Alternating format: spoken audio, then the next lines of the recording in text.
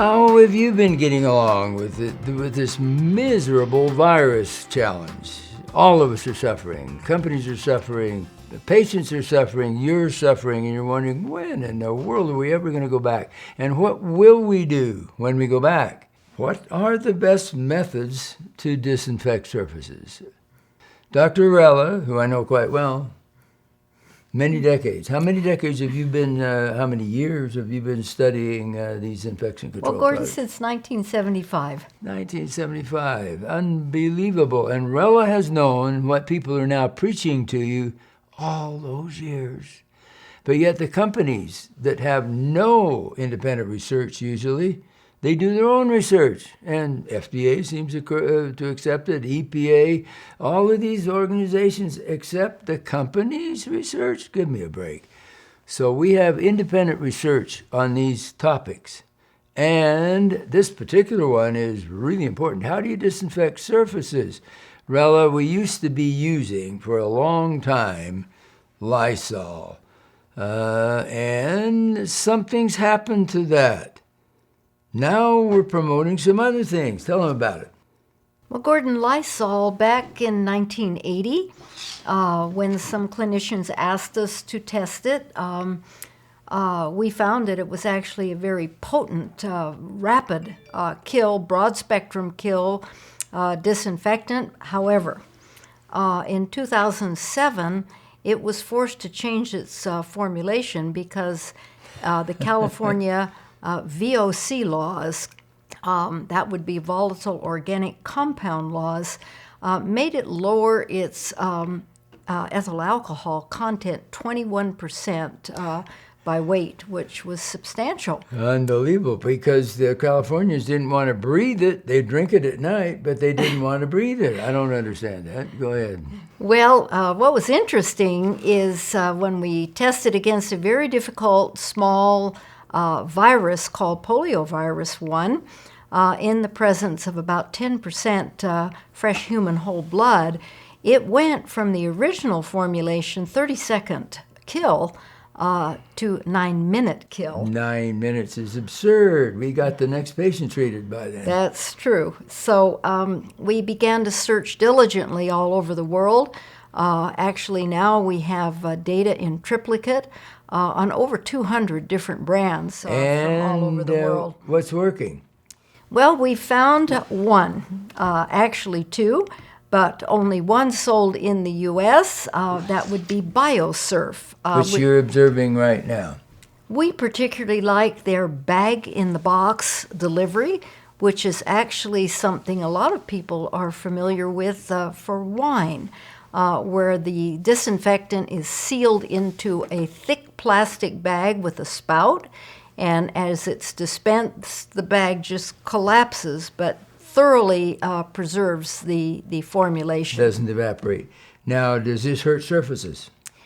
We haven't found any surfaces that it hurts, Gordon, but we always recommend that you try a new product that you bring in the office on various surfaces. I can tell you for sure it doesn't bother tile, it doesn't bother Formica-type preparations, things like that. But when it comes to certain plastics, they got to be careful. You may have to be. What about when you apply this now? They have a special cloth. Why?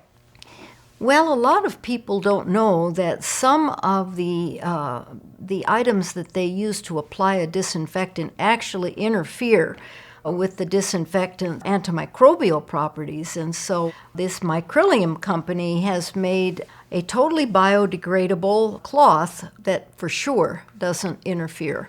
Okay, and tell them now in the minute or so we have left, how much do you put on the countertop? You want it to be wet. You want it to be not dripping, but quite wet. We like the fact that you don't spray it directly. Not only does that not create aerosols, but it also allows you to have a good, even, wet surface. We like it to be down a minimum of a minute. We'd love it if you'd leave it as many as maybe 3 minutes. That means you have to put quite a bit of liquid on there. You can't You just wipe it. You have to have quite a bit of You liquid. do. In fact, if you look carefully at the image, you're going to notice there's a shine where it's been applied, and that should tell you that it's wet. And that will slowly evaporate on that surface. Rella, tell them about this. Gordon, this is something that we made many, many years ago and keep updating. We call it the Quicklist, and as new products come on, we first of all list right under the dark title of what the product is, the criteria that makes it outstanding, and then we'll list 2 or 3 products and where you can get them in all of the major areas of infection control for a dental office. And this is available to you free of charge. It is changed. It is updated on a yearly basis and changed, but it can be very, very helpful.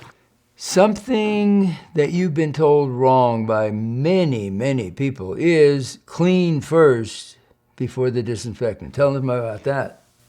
Well, Gordon, from a microbiology standpoint, that's a really bad idea because the surface is still going to have viable microbes on it from the patient. So what do you do? Immediately after treatment. So we would like to see you wet your applicator and apply generously to the surface.